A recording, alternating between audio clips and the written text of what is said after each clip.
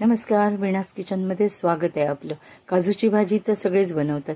चला आज मी तुम्हाला चिकन मटणापेक्षा सुद्धा भारी काजूचं सांबार कसं बनवतात कोकणात ते दाखवते।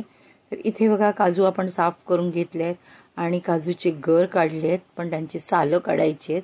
तर त्यांना खूप सारा चीक किंवा डिंक म्हणू शकतो आपण असतो।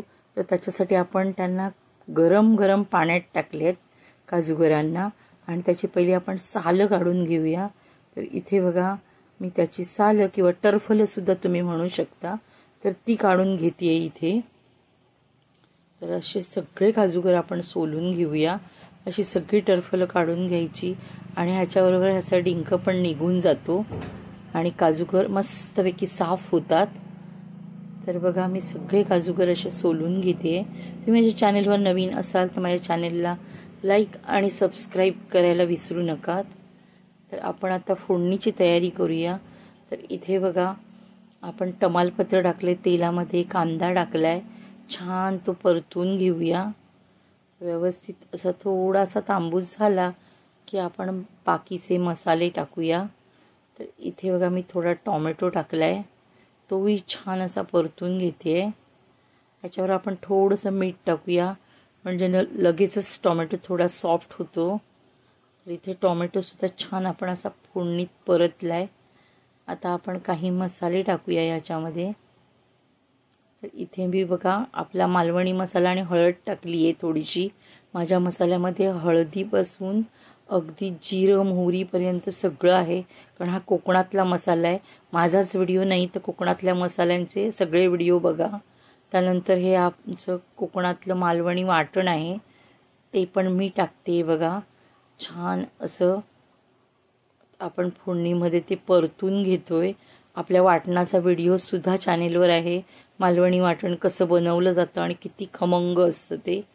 तर आता आपण छान असं हे वाटण सुद्धा फिरवून घेतलंय फोडणीमध्ये। आता आपण काजूगर टाकतोय बघा।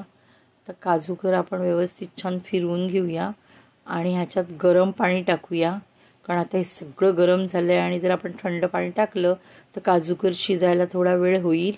त्याच्यामुळे आपण थोडं गरम पाणी टाकूया। तुम्हाला जेवढं आमटी पाहिजे, जेवढी माणसं घरात आहेत तेवढं पाणी टाका तुम्ही ह्याच्यामध्ये।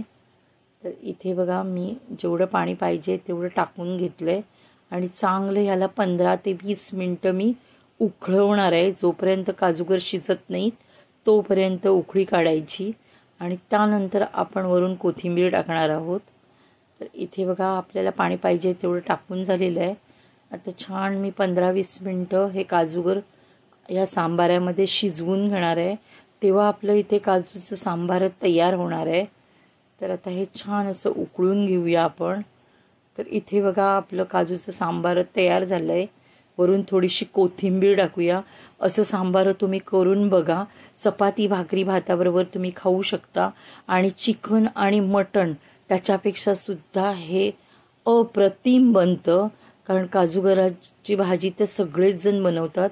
एकदा माझ्या पद्धतीने तुम्ही सांबार सुद्धा बनवून बघा, किती 2 घास तुम्ही जास्तच जेवणार आहात। काजूगर पण छान शिजलेत। इथे असं आपलं काजूगराचं सांबार तयार। धन्यवाद।